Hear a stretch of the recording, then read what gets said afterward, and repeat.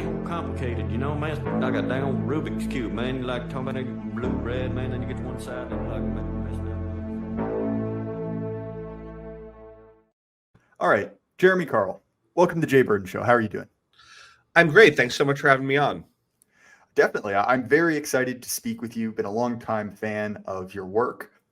What you do at the Claremont Institute is really great. But for those who maybe aren't familiar, with your body of work, what do you do and why are you here today? Yeah, thanks so much. So as you just alluded to, I'm a senior fellow at the Claremont Institute, which is a public policy think tank, a sort of more philosophically minded than some, and certainly probably, if I could pat us on the back a little bit, the sort of most hardcore and right wing of the kind of major public policy think tanks out there. And prior to doing that, I spent a decade at the sort of perhaps somewhat more establishment public policy think tank, the Hoover Institution at Stanford University.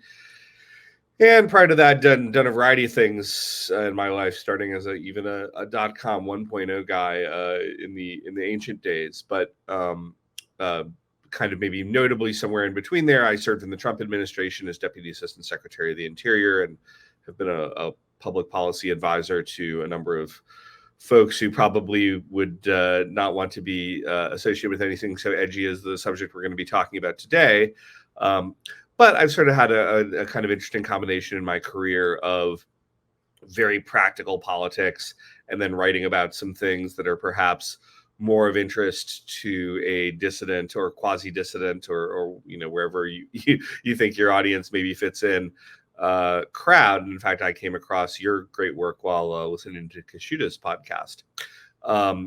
But the reason we're here today is to talk about a book that I have just written and is out from Regnery, the kind of venerable conservative press. And it's called The Unprotected Class: How Anti-White Racism is Tearing America Apart.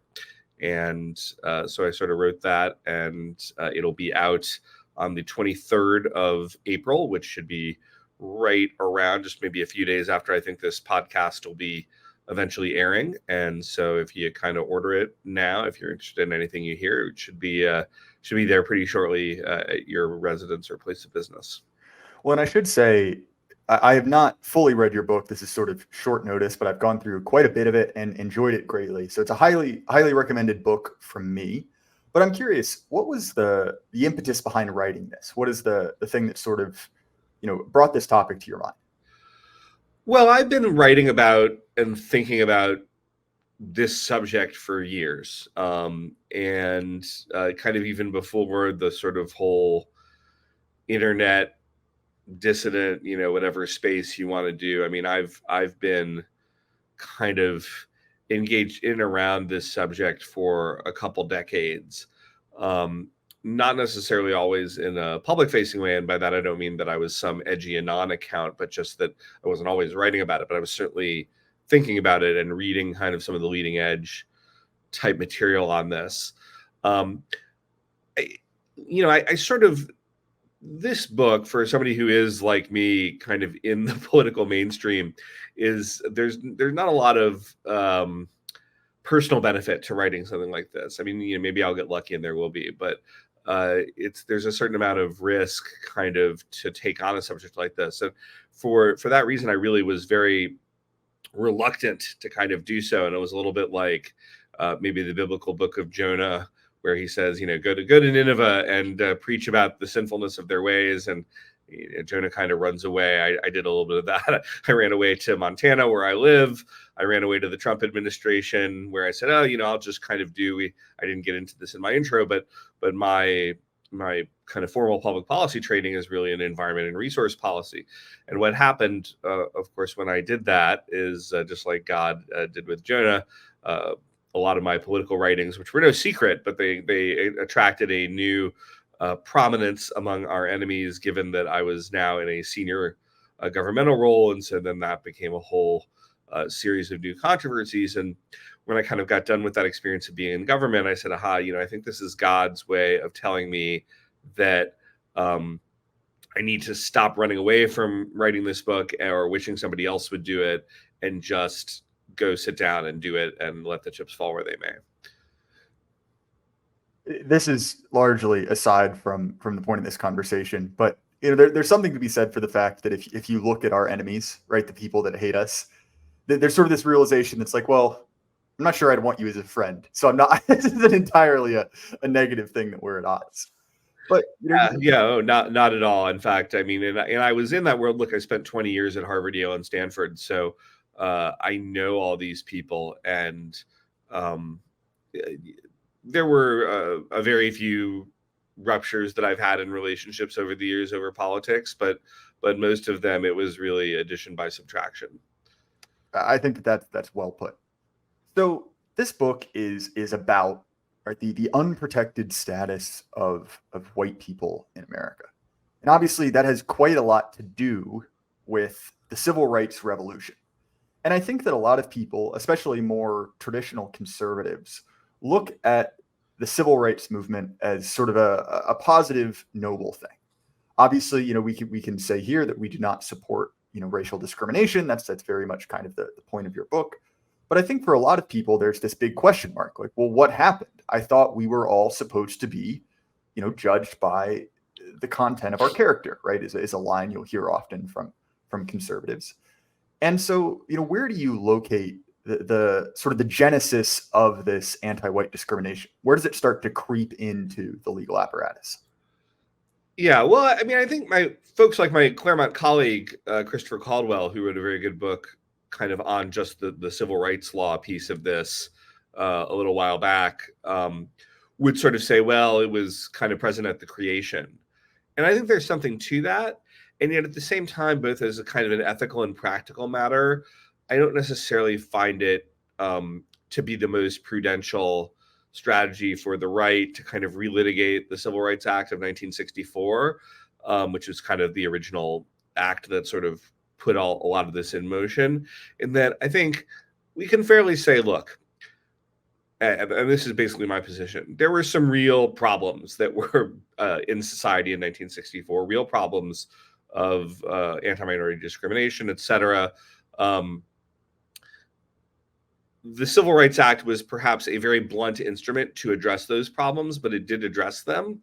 I'm not even going to say that it was necessarily the inappropriate tool to use at that time. What I would say is we are as distant from the time in which the problems that were addressed by the Civil Rights Act were being addressed, 1964, as they were from the Wright brothers. So there's really been a lot of water under the bridge that's gone since then. And to the extent that it was addressing some very real problems, we've now really reversed that. Now, I think, as Caldwell would say, I think it's totally fair to say that there were some inherent problems. There were some inherent contradictions. He sort of talks about it, and again, I cite him in my book as kind of being a second constitution that is kind of fundamentally at odds in some ways with the original Constitution. And that may well be, and I think particularly in the ways that it attacked freedom of association. But even without that, and this is maybe kind of now the long way of getting around to your question, there were certain things that if you go back even and read the debate in Congress around the Civil Rights Act, a lot of the skeptics were saying, well, no, it's going to do this if you pass it, and all the people who are the proponents of it say, oh, no, it would never do anything like that. We would totally oppose it if it did that. And then, of course, sure enough, a few years later, it did just that. I actually don't even think in most cases the proponents were lying. They were simply underestimating the degree to which the administrative state, or what we might call the deep state, will simply take a piece of legislation like this and run with it to express its own preferences, regardless of kind of what the written intent of the law will. And in fact, it goes beyond just the bureaucracy, because kind of the most infamous, I think, or at least from my view, sort of example of this is the case of Griggs versus Duke Power, which I write about in the book, but I've also written about elsewhere. And this is in 1971. The Supreme Court kind of creates out of whole cloth this notion of disparate impact, which, I mean, obviously this is a complex area of law, but to just oversimplify it in words of so few syllables, if a corporation or other entity has a policy that creates a quote unquote disparate impact, which effectively means if I have a hiring policy, for example, and I can show that Hispanics are 37% less likely to be hired in that policy, even if I can show that there was no racial intent against Hispanics, if I wasn't trying to discriminate, I have to kind of leap through all of these hurdles as far as it being a real business necessity, et cetera, before I can show that I shouldn't be sued over this. And so what happens as a result of Griggs versus Duke Power and disparate impact is not only do you get a number of lawsuits, but you get, even more importantly, a lot of companies dramatically changing their hiring practices, a lot of universities, et cetera, so as to not have a disparate impact and put themselves vulnerable to lawsuits. And of course, that ends up discriminating pretty blatantly against white people in many cases. So you sort of have that. And there's actually an independent, not even a Republican, member of the U.S. Commission on Civil Rights who has wrote an article that was roughly, I cited in the book, that says disparate impact civil rights law makes everything presumptively illegal.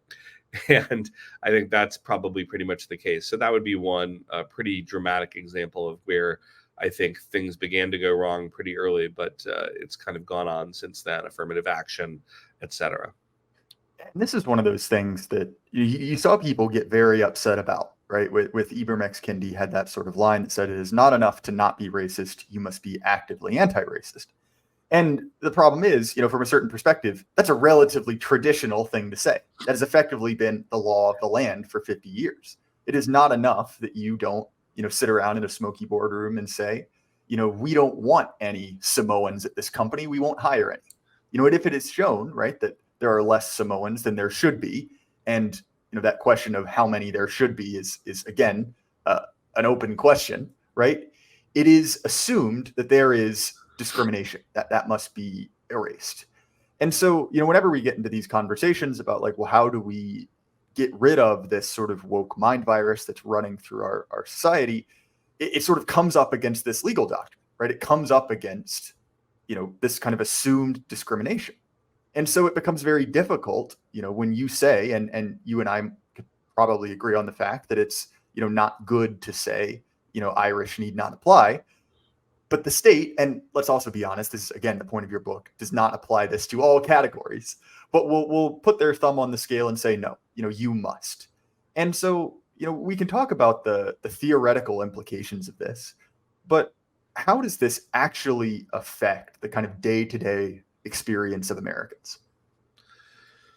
Sure. I mean, so that's a very good question. And in my book, I sort of talk about that, and I sort of do. There are two different types of things. I mean, we sort of structure it, and I'm glad you asked about the front, because I kind of first I give a really broad lay of the land, and then I talk about civil rights law, because even though I think that at times folks like Caldwell and Richard Hanania, who've kind of written about adjacent issues around civil rights law, they sometimes maybe give a little bit of undue primacy to this. In other words, I think there's civil rights laws is perhaps necessary, but far from sufficient to explain what we have going on today.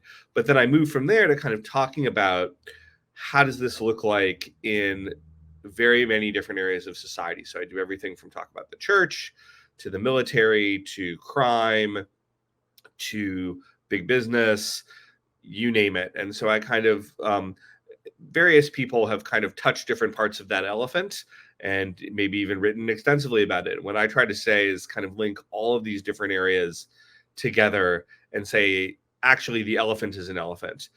You're kind of all seeing the same manifestation of the same discriminatory policies going on. So, for example, in the business world, the most trivial one of these is to look at what affirmative action does, which is something that came out of the Republican Nixon administration. And you see the kind of very overt types of anti-white discrimination that are going on. And in fact, now the Supreme Court has ruled that in a university setting to be illegal. And I think there is some ambiguity as to how far beyond a university setting that might go. And I think people are going to begin to test that with cases. And I think we should be cautiously optimistic about what the court may do. And certainly there are lawsuits around that. But I think the black pill, if you will, a little bit, is that even if we get good rulings, and I know people were very excited in some quarters about this affirmative action ruling, it's not clear to me how much in practice, because the system is simply set up to be so anti-white. California for many years before relocating to Montana is California, which has twice banned affirmative action, including just a couple years ago. And this is obviously a very liberal state saying, hey, we're not going to have affirmative action in our universities. And yet, if you look at the actual admissions policies of universities in that time period, there's a ton of affirmative action going on. And so they just sort of ignored it, not completely, but they mostly ignored it, and they kind of got away with it. So I think that's the environment we're operating in. There was recently an interview conducted on X between Don Lemon and Elon Musk. Effectively, Don Lemon had resigned or been fired, I'm not entirely sure, from his normal job. And Elon Musk basically said, okay, you can come on my platform, I'll pay you. And this was the trial interview, right? It ended up with, Lemon being let go because he seems to be absolutely incapable of, considering hypotheticals. And that specific hypothetical, kind of at the kernel of this interview, was, he and Musk talking about the consequences of DEI. And, Don Lemon was absolutely flabbergasted. Like, well, no one has died, according to him, from, a doctor who is selected on the basis of race, not merit. And what's interesting is not only is that a relatively easy hypothetical to consider, right? Well, if you are doing this, then X will be likely to happen. Yeah. But also, you mentioned a specific case, kind of at the kernel of affirmative action, where people did actually get hurt. So do you want to talk through that case from 1978? Yeah, absolutely. So the Bakke case is a case that I go into at some length in the book. And for those folks who are more knowledgeable about civil rights law or history, they may have at least heard of it, but they may not kind of be aware of everything that happened around it. So basically, Bakke was a white applicant to UC Davis Medical School, and he was a guy with overall very, very strong qualifications. I mean, there were a couple kind of quirks in that he was a little overaged, et cetera. But he was considered by the people who interviewed him and by his test scores to be a very strong applicant who should have been admitted. And he was ultimately rejected. And in the meantime, while this was going on, there were some minority applicants, and in particular African-American applicants, with dramatically lower qualifications. I mean, very, very obviously and dramatically, who are admitted. And so Bakke sues UC Davis for anti-white discrimination, effectively. I don't know that he called it that, but that's what it was. This ends up going all the way to the U.S. Supreme Court, and in a very divided opinion with, I think, 6 different opinions out of the 9 justices, he effectively loses his case. I mean, it's complicated because he is ultimately admitted, but basically affirmative action is allowed. And again, that kind of some of the most damaging elements of that come through a footnote in the case. But what's really interesting is there is a student who, for various reasons, is kind of considered the student who took Bakke's place. And he, over time, gets a lot of positive notoriety because here he is, and he's serving an underserved community in inner city LA. And the implication is that Bakke would have never done this. And there's a bunch of very laudatory articles written about this guy. And Ted Kennedy, New York Times Magazine does 10 pages on him. Ted Kennedy, the senator at the time, is lauding him from the floor of the Senate. But then what happens is the actual reality is somewhat different. And this guy, who was very unqualified to be admitted to med school and was admitted over this more qualified white applicant, ultimately ends up killing a couple of his patients through medical negligence, various other horrific kind of malpractice goes on. he's effectively then he's essentially stripped of his license to practice medicine because of his medical negligence. And I have this kind of great quote, I think it's from Ted Kennedy, saying very early on about him that he's kind of the epitome of what affirmative action does, which I would argue, given the results, was in fact exactly, although ironically, true. Yeah, Ted Kennedy is 100% right, just not in the way that he thought he was. Yes, and that is the only way that Ted Kennedy would have been 100% right. And so this kind of sad story all ends with this guy being shot in an unsolved carjacking on the side of the road. And while nobody ever says this, and I've never even found it directly in a source, there is a sort of implication to me that perhaps there was even a disgruntled patient of some sort who might have been involved in that. But regardless, the guy comes to a very sordid end and should be, in fact, a cautionary tale against affirmative action. And yet, even I remember I showed this manuscript early to a person who's like me, been thinking about these issues and writing about them for quite some time, and he even was not familiar with the full Bakke case. And so, I put that in the book as just sort of a exemplar. So you mention in the same chapter as the Bakke case, the fact that there need to be sort of compliant judges selected as enforcers for this, right? That, as you've mentioned, when it comes down to a vote, even in the very liberal California, most people are uncomfortable with the idea of selecting someone based off of their sort of, innate characteristics. But this sort of becomes a self-reinforcing cycle. That same system that allows people to be selected for doctors, even if they are radically underqualified, well, it applies to the selection for judges as well. And, when it comes to decide what group of people will be, disadvantaged to make more room for unqualified candidates, it's basically white people. So do you want to go into sort of the data on judge selection? Yeah. So this was something I talked about for the first time. I kind of did a little piece on it. I mean, I think it even started as a thread on Twitter, and ultimately Tucker Carlson picked it up, and then it kind of took off. But just to give folks a sense of like how extreme the anti-white discrimination is in the Biden administration, that's what I was documenting. I looked at the kind of 97. I mean, it's of course shocking that, I don't do judicial selection type of stuff full time. But I was kind of paying attention to this clearly more than the people who actually were. So the 97 federal judges that Joe Biden selected in his first 2 years, 22 were African-American women, and I believe 5 were white men. Ironically, I think I knew 2 of those white men, but that's a separate sort of discussion.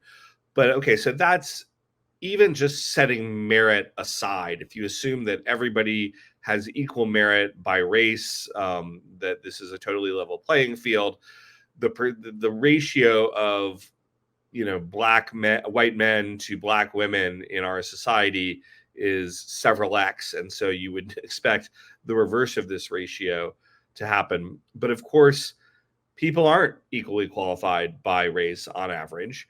And so what you in fact see is that African-American women are like 2% of lawyers. I'm making that number up right now, but it's the correct number is in my book.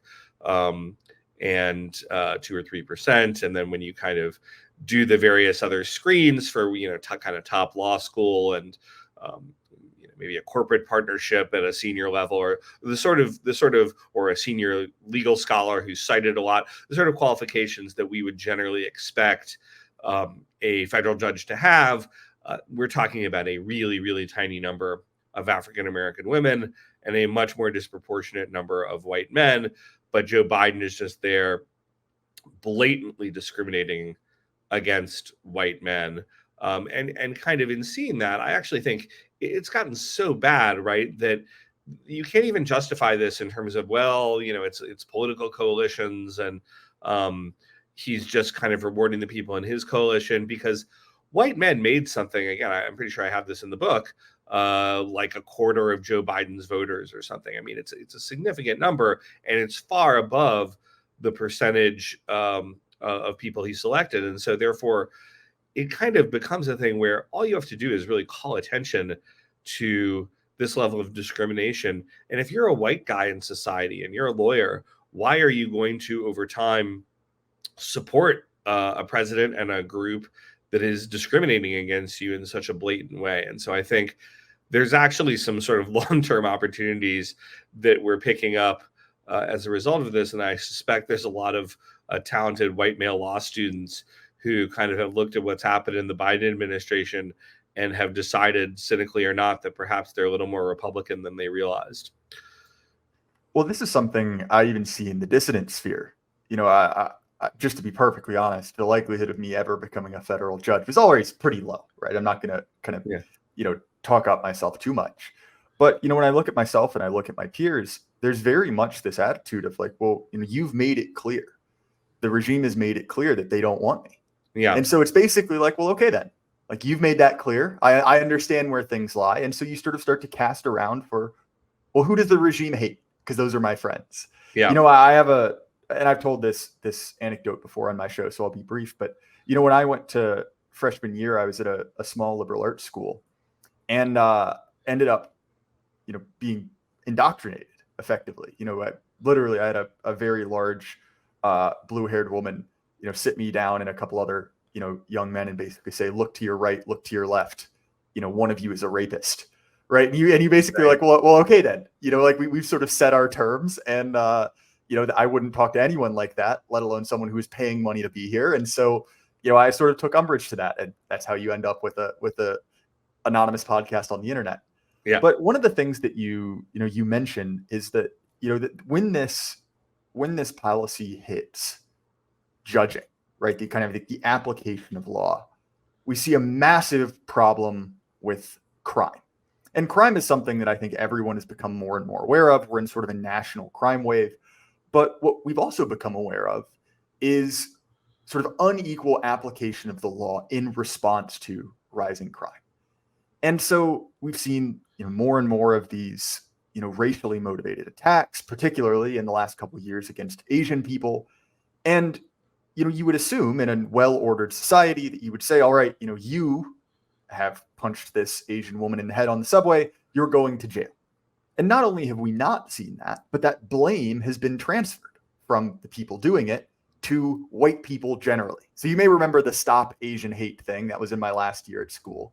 And it was ridiculous, right? Because they were lecturing to a group of, well-behaved students in a finance department at a university about not punching Asian people in the head, which I'll be honest is sort of ridiculous. Not only was roughly 30% of the people there Asian, but no one there was punching Asian people in the head, right? No one there was creating these crimes. And what you see, even in the case of when it is unambiguously a racially motivated crime by one group of the sort of cathedral coalition, right? Let's just say like, a black person. If that black person kills a white person, right, in the case of the Waukesha incident, it is completely absent from the news altogether. So do you want to go into Waukesha, that specific incident, how it was covered? And then maybe we could use that as a springboard to talk about crime more generally. Sure. And before I do that, I'm glad you kind of mentioned this issue because I know you're a younger guy. And sort of as I was beginning to first listen to your podcast, I'm like, wow, this guy is preternaturally kind of mature and insightful for a younger guy.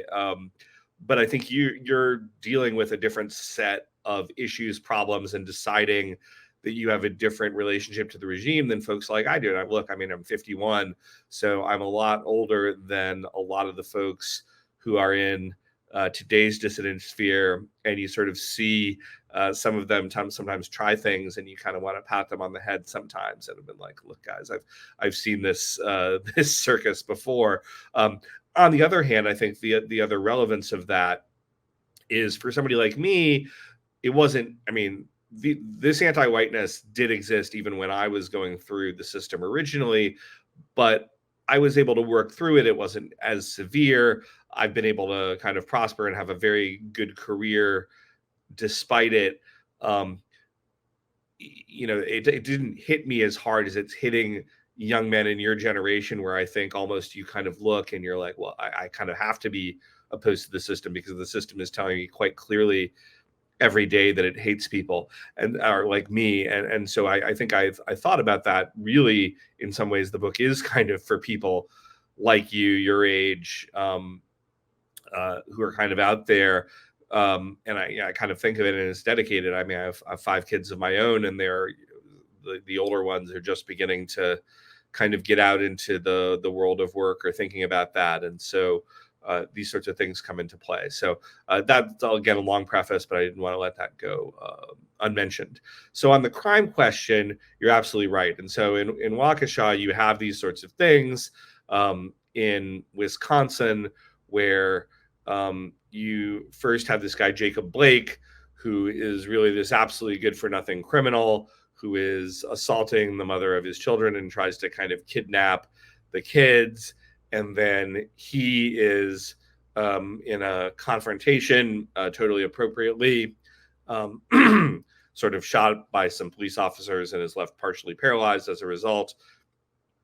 This leads to the rioting, in which Kyle Rittenhouse kind of comes onto the scene because the police have in fact lost full control of the situation, and a group of multi-ethnic, probably, but certainly predominantly white kind of assistant folks who are trying to keep order kind of comes in, and Kyle Rittenhouse is part of that.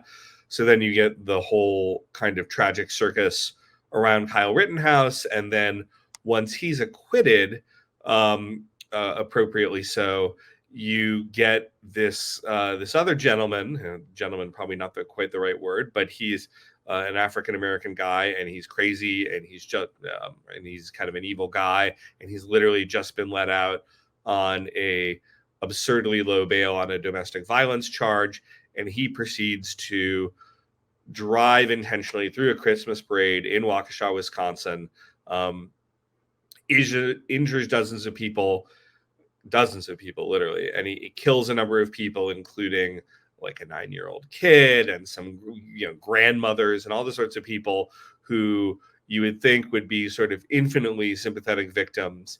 And it's not, of course, that, I mean, the media can't take something like this and just shove it under the rug. I mean, it's too big. But the amount of coverage that gets for this overtly anti-white racist crime, in which children and grandmothers and such are killed, pales in comparison to the amount of coverage that career criminal and significant other abuser Jacob Blake gets for being justifiably shot by cops in the course of committing one of his many crimes. And I think that what's especially interesting in all of this is that there's really always been, and I'll have to choose my words carefully here, you'll understand why. There's always been differences in crime rate in America, right? We have pretty good data on this running back about 60 years. And what's especially interesting is that if you take that claim, right, this that you hear from the more progressive circles, that difference in crime is due to racism, right? It is either racism in reporting, right, that Black people are more likely to be arrested for crimes, or racism in the form of, Black people are systematically disadvantaged and so are more likely to commit crime. Okay, let's take that as a working premise. One of the things you mentioned is that since George Floyd, right, since the summer of 2020, those numbers have gotten dramatically worse. And if we accept that premise, surely by their own standards, society has gotten less racist since George Floyd. You have all of these new programs, all of these new offices, all of these new trainings we're all supposed to go to. And okay, that's what these same people suggested as the antidote for this issue. Well, we tried it, and what happened? Far from getting better, we've had a statistically significant worsening of that disparity. And so, maybe this is an aside, but I get very frustrated when people sort of grant the moral high ground to progressives, because they've objectively made everything worse, even for their own client groups. And so you look at something like this and it's like, okay, we tried your idea. And according to your own standards, it manifestly didn't work out. Yeah, absolutely. And of course, some of this has been documented by the journalist and commentator Steve Saylor, who has kind of written about these issues in even less politically correct ways than I might for a long time, but he kind of documented pretty persuasively on the kind of rise in crime that had a predominantly African-American victim class after the sort of summer of Floyd. You also even had rise of car accidents and things like that, again, targeted among this. So yeah, I mean, you should never give the left high ground on any moral issue ever. Maybe if that's like the central thing I could leave your audience with, it would be that. Now, I suspect that probably a lot of your listeners, this is not a shocking statement, but I do think it's important that they love to try to sort of wield that against us. And there's really nothing moral or ethical about anything that they've done. And again, kind of the central premise of my book, and I've tried to write this book, by the way, in a sort of responsible and even-handed, just the facts fashion. I've got almost 1,000 citations in there. And in fact, when I was going through the editorial process, there wasn't a lot of kind of flowery and somewhat incendiary stuff in there, even from the beginning. But to the extent that we had any of it, we kind of tried to take it out and just sort of let the facts speak for themselves. What I would put this is kind of for your most edgy of edgelord readers who look at this, I think they will still learn a great deal that they did not know. But I also tried to write a book that not just would be appealing to them, but that they could go to their mom who's maybe not convinced, who's kind of buying the liberal narrative, whatever have you. Maybe she's not super political, and give their mom this book, and their mom would read it, kind of not be scared or put off, not feel like somebody was hiding the ball, and feel like they were getting a really fair and persuasive case that in fact anti-white racism is something that is a real problem in our society and that we should care about. You see that concern about this issue. And I think one of the most interesting developments in, sort of the national conversation is the fact that this is something you can talk about more. This used to be kind of like exclusively limited to very sort of outsider forums, right? Places you couldn't talk about this in quote unquote polite society. But I think that, in the wake of, 2020, the wake of all these things we've been talking about, it's become very, very clear and open. And I think that a lot of people are rightfully concerned about this. This seems to be both evil and producing very, very bad fruit. So one of the other things you mentioned is this idea of hate crimes. And I may have my personal problem with that whole concept, right? A crime is wrong no matter why you do it. And the whole idea of extra punishments for why you do something is sort of a little bit weird. But you talk about, the redefining of that term and how that is used sort of as an ideological weapon. So do you want to talk about hate crimes, sort of the initial thought behind them, and then how that has changed in the last couple of years? Sure. And before, again, I do that, I want to just come back to the first part of your comments, because I think it's important about the mainstreaming of this discourse. And that has been something that has been at least encouraging, although I suspect that it's gotten mainstreamed at some point because the elephant in the room just got too big. But, my particular book is an example of that. When I wrote this, when I began writing this almost 2 years ago, I kind of felt like, wow, this is kind of the edgiest of things that I could be writing, this is a really narrow tightrope over a really deep chasm there. I still don't want to underestimate the degree to which the mainstream will push back against these sorts of narratives. But on the other hand, the book's been endorsed by Tucker Carlson. It's been endorsed by Charlie Kirk, Victor Davis Hanson, Heather McDonald, Chris Rufo, an African-American gentleman, Peter Kirsanow, who's the longest serving ever member of the U.S. Commission on Civil Rights.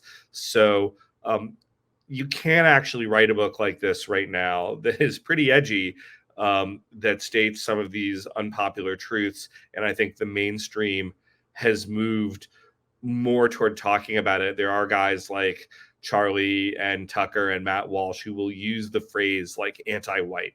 And even getting people to use that phrase is a big improvement over where we were. So again, that with the preface, the way hate crimes have been used, and again, I tend to agree with you philosophically that this is a very dangerous concept because a crime is a crime. And then when you kind of bring in this element of hate, I mean, even though I think we recognize that certainly a crime that is motivated by hate is perhaps particularly egregious, but the question is, how does the regime actually instantiate that? And what I show is that if you look at kind of hate crime statistics, unless you sort of think that, well, there's a couple of things. I mean, one is, and you touched on this in your Stop Asian Hate thing, that the rhetoric around anti-Asian hate crimes is all about Trump and MAGA, but when you look, it's all basically African Americans and to a much lesser degree Hispanics targeting vulnerable Asians. So you have that. But even so, when you have like white on black versus black on white hate crimes, the percentage of those where it's white on black, where it's categorized as a hate crime, is a much higher percentage than you would think if you were to look at the overall interracial crime incidents in which white people are overwhelmingly victims and African Americans in an interracial context would be overwhelmingly the perpetrators of those crimes. And what that strongly suggests is, unless there's something really weird going on, that in fact a lot of these crimes that happen interracially, for which I think certainly hate or racial bias could be considered a very meaningful motivator, if it's an African American perpetrator, that will not be factored into their sentencing or prosecution. But if it's a white perpetrator, it very much will be. And so therefore, what becomes quote unquote hate is simply a function of kind of regime power and regime interests, and not something that's applied even-handedly. This is something that, you know, I speak to normal conservatives often, and I sometimes use harsh language, not because I dislike those people, far from it. They're my people, and I want them to do well. But you see this mistake often, which is this appeal to neutrality. You know, this idea that, oh, the rules aren't being enforced. Obviously, that's simply a mistake. And I think that you're right to bring up regime power, because when you look at something like a hate crime, right, that is almost always used as a cudgel, right, to beat people you don't like. And you know, we've talked about the sort of policy part of this, but I also want to talk about sort of the narrative around these issues, because very many of these things are sort of catch-22 situations. You know, you talk about the sort of drama that surrounds white flight. And, you know, my friends and I have even noticed this, because I live in a small town that's sort of being revitalized, and areas that have been predominantly black are now being renovated. Right, you know, people are buying up rundown properties, you know, putting work into them and renting them at a higher price. It is, from one perspective, making the city better. But you sort of see this catch-22, where, you know, if you leave a neighborhood because it is, you know, becoming more violent, or becoming, you know, certain activities you don't want to live around are becoming more common there, well, that's white flight, and that's bad, and you need to feel bad about it. That's an ideological cudgel. But on the other end, if you move into an area that is rough and make it better, well, that's gentrification. So do you want to talk about the narrative of kind of population movement and how that is used as kind of an ideological weapon to punish the regime's enemies? Yeah, absolutely. And I would say that the most edgy, perhaps, chapter of this book, or at least the most counter to kind of currently acceptable narratives, is my chapter on kind of white flight and residential patterns and things like that. Because I basically argue that white flight is the only form of what is functionally was ethnic cleansing for which the victims were blamed. And I kind of start out my chapter with this sort of lengthy excerpt and quotation. And I actually kind of borrow a lot of this from one of my Claremont colleagues who wrote an article about this. Michelle Obama, who grew up in Chicago, kind of bemoaning the fact that when her family came in, all the white families in her neighborhood tended to flee, and sort of casts a lot of blame from her very, very powerful position, obviously, as the former first lady, on these white families for fleeing. And what was really shown in these areas and kind of throughout white flight that I talk about in the book is that look, were there some people who simply did it for purely racist reasons because like, I don't like those people, those black people or those Hispanics or what have you? Sure. I mean, that existed. It particularly existed in mid-century, where you had many more anti-minority racist attitudes than you do today. I'm not denying that was a piece of it, but the far bigger piece of it over time was that folks came into neighborhoods and they became really violent. The crime went through the roof. Schools began to collapse.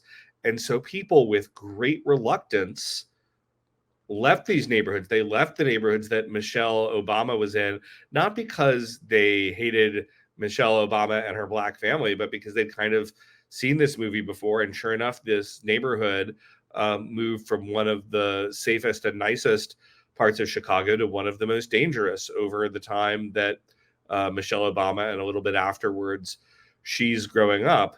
And yet the kind of narrative around white flight has always been these bad, racist white people who were, in many cases, almost never the people who are telling their story, because these are ethnic, working and middle class white families that are kind of pushed out of the cities functionally. And it's usually the story is being told by elite white and minority academics. That story of the people who were the minorities who kind of come into these cities, that gets told a lot. The white people very rarely get to give a statement in their own voice about what happened to them. And what happened to them was really shocking. And then I have another thing I talk about in the book. There's a kind of a fictionalized, I mean, it's a real Texas community called Rosedale in the book. I actually don't know what the real community is. And there's kind of this infamous Twitter thread left behind in Rosedale that kind of describes the kind of apocalyptic scenario for a lot of sort of particularly older white people who were left behind in this community after white flight has already happened, and what happens to them. I actually don't cite the Twitter thread directly because I went back to the original book and I read it and kind of documented some of the really horrific things. And so again, these people are not only dispossessed of their communities, they don't just lose their equity in their homes, et cetera, but then they're blamed and told that they're racist as a result. And I think it's really criminal what has happened and how society has treated these folks. One of my favorite books on this topic is a book Thomas Sowell wrote in the 80s, Civil Rights, Rhetoric or Reality. And he goes through and sort of checks each one of the protected groups, right? Women, racial minorities, et cetera, and basically, checks these claims, right? This is what we were promised. This is what has happened. And what he goes through in talking about, redlining and white flight is he basically chronicles how this harmed the black middle class, right? People who, are from, technically regime aligned population blocks, but at the same time, were very capable working and living in these, kind of like nice white neighborhoods. And he describes exactly what you've said, that many of these people, were upwardly mobile, were looking for good neighborhoods, moved in, and everything worked. And then what happened is, the law changed, different people started, moving in, the quality of the neighborhood, shifted. And all of a sudden you've gone from being a, upwardly mobile middle-class family to, living in a ghetto. And you have to either, sell your home in a massive loss and try to, repeat the cycle, or just, live in this, incredibly dangerous, unsafe, circumstance. And I think that it is fair. Some people have said, there's a lot of, kind of hand wringing about crime.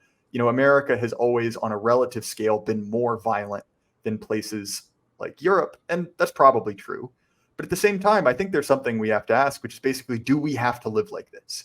And very clearly, we do not. There was a time in which, these sort of circumstances would have been completely unthinkable. And the idea that we both have to either live in a hellhole or continually move every 5 to 10 years as the neighborhood starts to go down the drain, that is not how you have to live, right? That is a direct decision that was made. And I think that, I noticed this as someone who has lived in, multiple different areas that kind of experience different parts of this. I lived in Richmond, Virginia, which is sort of a beautiful old city circling the drain. And you see, the ruins of a once prosperous society where everyone who could get out did. And you realize very quickly, like, that is not the kind of place you want to raise a family. And alternately, as I've said before, where I am now, where you see a place getting better, where people are investing more into their communities, that's a very positive thing. People are building ties, especially as social conservatives. We should look at that as admirable. And again, this sort of catch-22 situation where, despite being victimized, you are ostensibly to blame is just utterly insulting. Yeah. So again, I know we've covered a lot of ground, and this is again why I recommend this book. We have barely scratched the surface. There's a lot in here, but I think it's worth talking about the concept of reparations, because I think that really is the ultimate example of victimizing the victims effectively.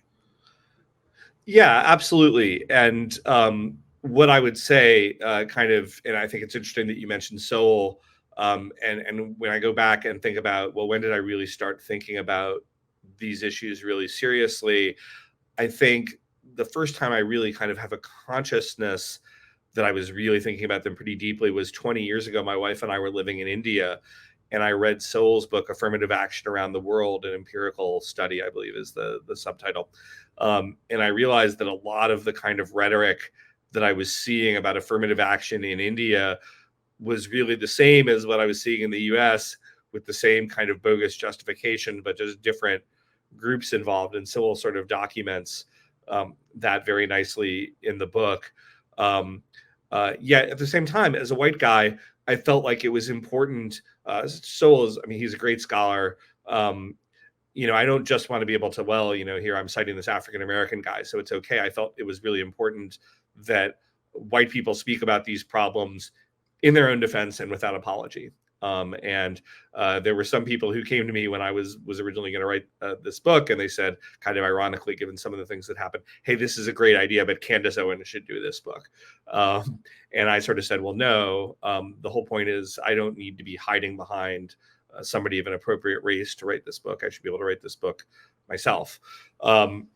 So to kind of now return to your question on reparations, yeah, I think that's the central thing. I think that's kind of where the end game is. I argue in the book, I sort of say, hey, these are not these problems and these issues, the way these things become central. They don't kind of spring like Athena, fully armored from Zeus's head, ready for battle. They have gestations, they have motivations. And what I basically argue is the sociologist C. Wright Mills, who's kind of a famous mid-20th century sociologist, kind of came up with this idea of a legitimating ideology, which is essentially an ideology that a regime uses to kind of justify its own power.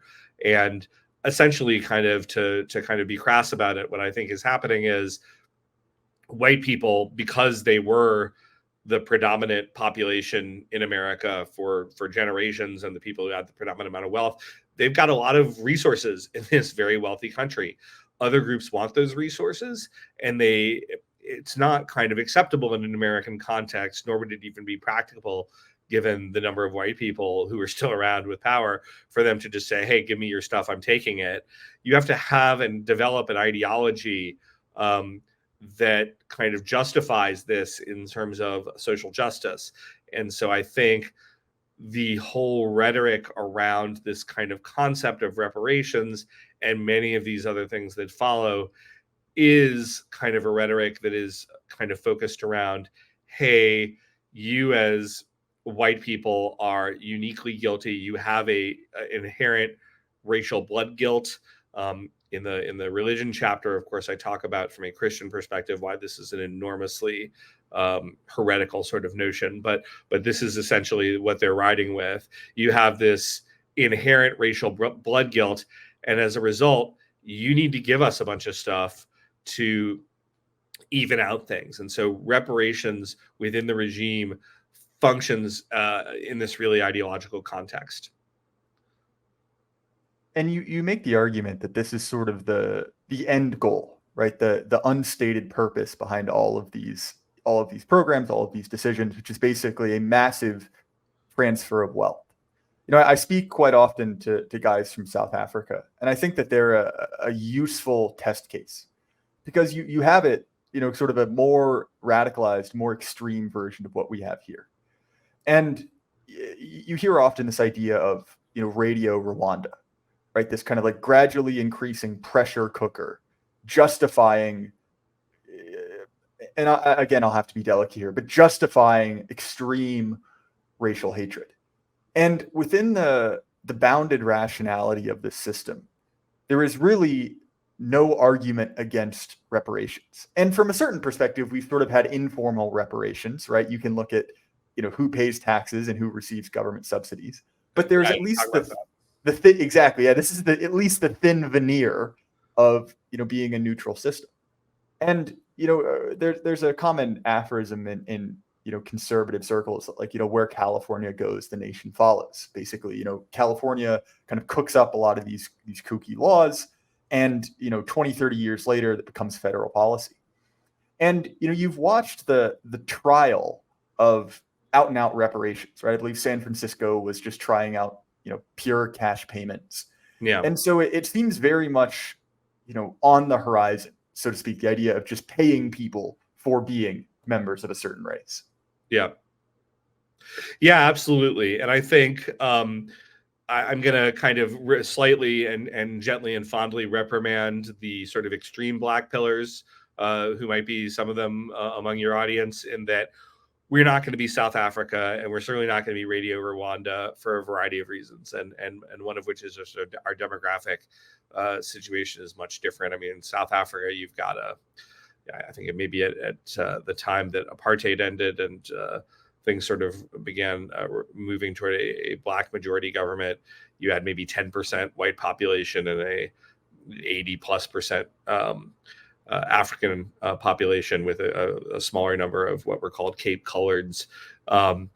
We don't have that same demographics, and so we're not going to have that same level of expropriation.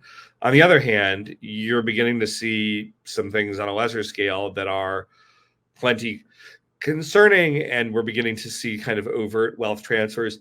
I suspect that, in fact, a lot of things will turn out to be hidden. And again, I show in the book how we actually already, through our taxation system and various social programs, have what effectively are race-based reparations, but they're just, you trade off a certain amount of efficiency in racial transfer in exchange for kind of the fig leaf that you're providing a racially neutral policy.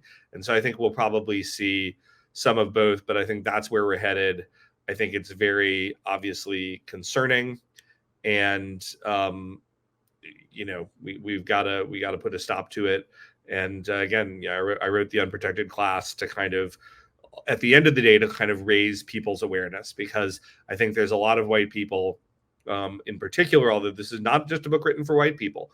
In fact, again, I've got a pretty multicultural, hued endorsers here, but particularly for white people, a lot of them, even well-meaning conservatives, they have their head stuck in the sand as to the reality of the situation. And really, above all, what this book is here to do is say, hey, look, this is a problem. It's real. Anti-white racism and anti-white discrimination are not going away. And we need to begin mobilizing as a group to do something about that. Well, that is a noble goal. I wish you all the best in that. And I should say, again, I enjoyed this book quite a bit. I plan to finish reading it after this conversation. There's a lot of kind of deep information there. So, Jeremy, obviously, your book will be linked. But if there are places where people want to find the other of your work, what's a good way for them to do that? Sure. And thanks for linking the book. And by the way, if you're listening to this and you're sort of saying, this guy, he seems okay, I'm not sure, whether I'm going to get it, but maybe I'll think about it. Quick synopsis of the economics of publishing. I mean, if you're J.K. Rowling, you make a lot of money in publishing. I didn't write this book to go make a bunch of money, believe me. But what you do when you support buying a book like this is you are sending a message to the publishing community that there is an audience for books like this who wants to read them, and then they will begin to publish more of them. And I got to tell you, one of the big challenges, unfortunately, I was able to surmount it for a book like this, is that is kind of like on the edge of what's considered acceptable discourse, is just to get a publisher who's a mainstream publisher who would be brave enough to step forward. And I was fortunate to have that in Regnery, but I mean, that's why ultimately it really does matter beyond just your reading interest, whether you buy it. But beyond the book, The Unprotected Class, and I certainly do hope folks buy it, read it, and tell me what they think. You can find me on X/Twitter. I'm at Real Jeremy Carl. I tweet pretty regularly, and I also have a new Substack called The Course of Empire. Currently at jeremycarl.substack.com. I might move that URL at some point, but if you type in Jeremy Carl Substack, you'll go there. You can subscribe. I'm trying to put up new content about weekly, and all except for the archives are free because I want people reading the stuff, and would welcome any followers there. Well, great. I really enjoyed the interview. Thank you so much for your time, and hopefully we'll have you on again soon. Thank you. Thanks so much. And as far as my stuff, you guys can find The Jay Burden Show on Apple, Spotify, YouTube, pretty much anywhere you listen to podcasts. I rarely do this, but I do invite you to rate the show. It helps. And without me asking, you guys have already rated the show well over 100 times, which I highly appreciate. I also have a Substack, updated much less frequently than once a week, but you can check it out if that sounds interesting. I'm on Twitter as well. If you want to support us most directly, Axios Remote Fitness and Coaching, my partnership. Really, JD is a great guy. Improving that day by day, and can't recommend it enough.